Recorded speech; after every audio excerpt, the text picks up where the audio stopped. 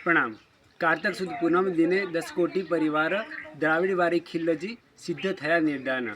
आदिनाथ भगवान पुत्र द्रविड जेना बे पुत्र द्राविड और वारीखिल जो 7 महीना परस्पर युद्ध करीने अनेक जीवोनो संहार थाय छे અને પરસ્પર એકબીજા ઉપર દ્વેષ રાખે છે અને અંતે સુવલ્ગુ તાપસના સંપર્કમાં આવીને તેઓ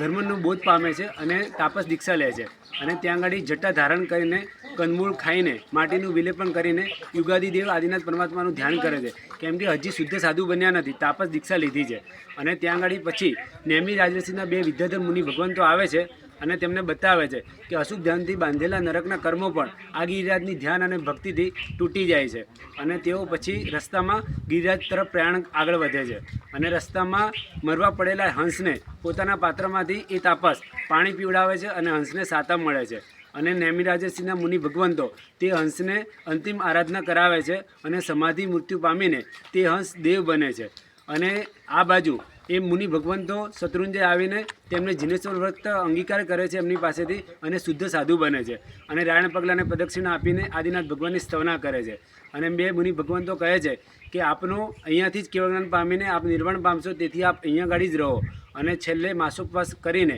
10 કરોડ મુનિ ભગવંતો સાથે દ્રાવિડ અને વારીખિલજી અહીંથી આજના દિવસે કાર્તક સુદ પૂનમના દિવસે મોક્ષે સીધાવ્યા અને તે હંસદેવ જે બન્યા હતા તેમણે એમનો નિર્વાણ મહોત્સવ કર્યો અને આજે પૂર્ણતર ગસના કલિકા સર્વજ્ઞ શ્રી હેમચંદ્રાચાર્ય ભગવાનનો પણ જન્મદિવસ છે।